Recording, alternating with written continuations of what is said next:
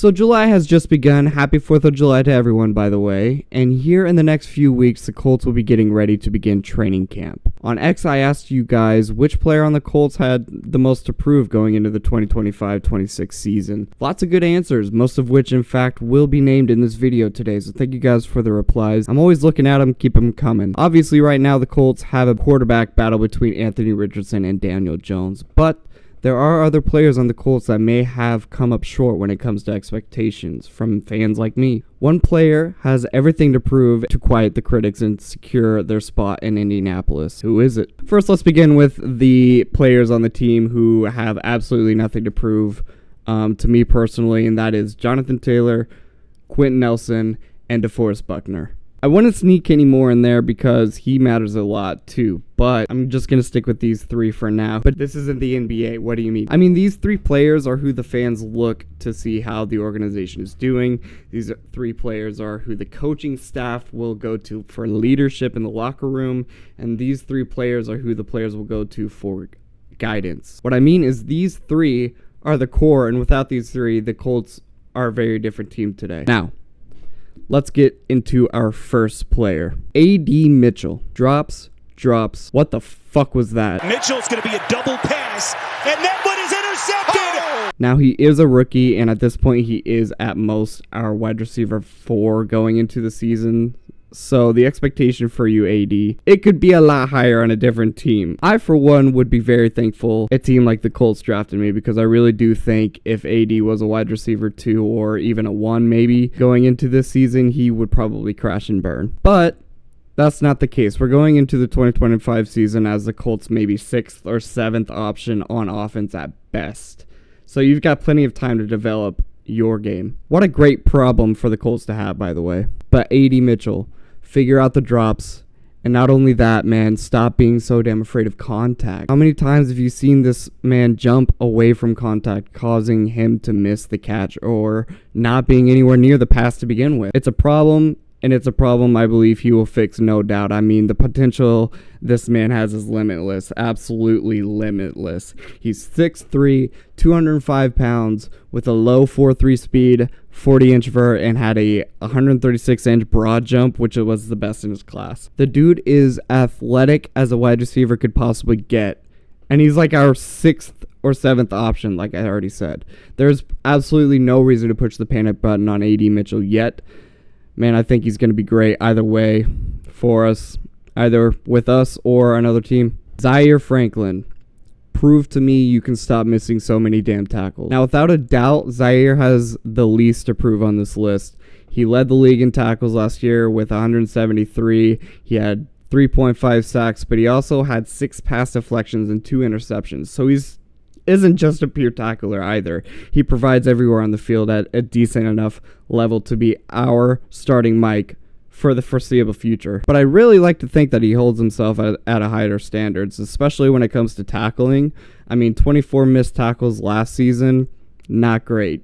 15 the season before and 17 the season before that. Now, he likes to say that he molds his game around Bobby Wagner, and if every linebacker didn't miss a tackle, they'd be the greatest linebacker in history. Listen, we all know how great Bobby Wagner was in his prime, but even last year at 34 years old, he had 132 tackles, 8 missed tackles. The year before that, in 2023, he had 183 tackles, again, 8 missed tackles. And the year before that, he had 140 tackles, 2 missed tackles.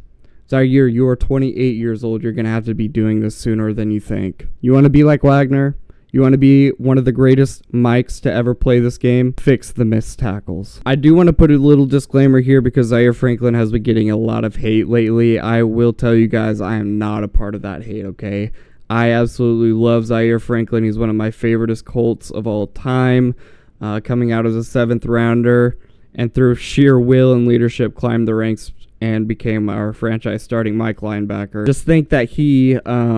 just like me, I think he expects more from himself, and I think he is going to strive to do better. Laiatu Latu. A lot of you did name Latu, but I do think Latu's player lack thereof was purely because of our defensive coordinator, Gus Bradley, and the questionable decisions he made to develop Latu last season. Like, why did Latu only start 1 game last year? Jared Verse, his rookie classmate, who he will always be compared to for the rest of his career. He started 16 games last year.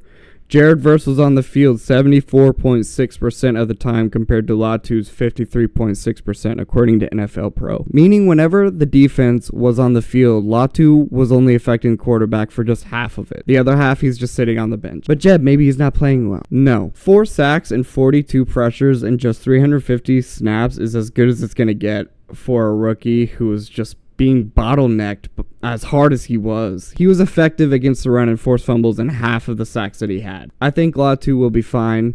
We have a new DC in Lou Anarumo who's coming off a season where he had the league leader in sacks, so he must be doing something right. Anthony Richardson, can you get your completion percentage at least to 59%? Yes? Okay, now we're cooking. But I have one more question. Can you play more than 15 games in an NFL season? Last season he played just 11 games, and the year before that he played just 4 games. I'm not even asking for 17 games. I don't think a player like Richardson will ever be able to play more than 16 games in a season, and if that alarms you as a Colts fan in any way, I don't think this quarterback will be for you. Richardson, give me 15 games at least this year, from kickoff to the very last whistle. Just do that over and over 15 times this year, and even if you're not a top 10 quarterback by the end of the year, you will be my quarterback one for at least one more season. I mean, that is what this year is all about, isn't it? It's not about proving you can be a franchise quarterback. Nah, I don't think we're there yet, at least not anymore. It's, can you beat Daniel Jones in training camp? Yes? Okay, great. Now can you increase your percentage to at least 59% to me? For others, it might be 62, 65%. I don't think that's realistic for the season. Maybe in 2 to 3 years, but not this season. Get it to at least 59%, and I think we have an efficient enough offense that Steichen and Ballard can say, okay, we can continue developing this promising, athletic, and now improving quarterback for at least one more season. Okay, so now we're in the middle of the season. I don't know, 8 or 9 games. I'm not worried about the Colts record. We don't care about that in this conversation. Richardson had already beaten Daniel Jones. And not only that, but Richardson's completion percentage has improved to at least to 59%.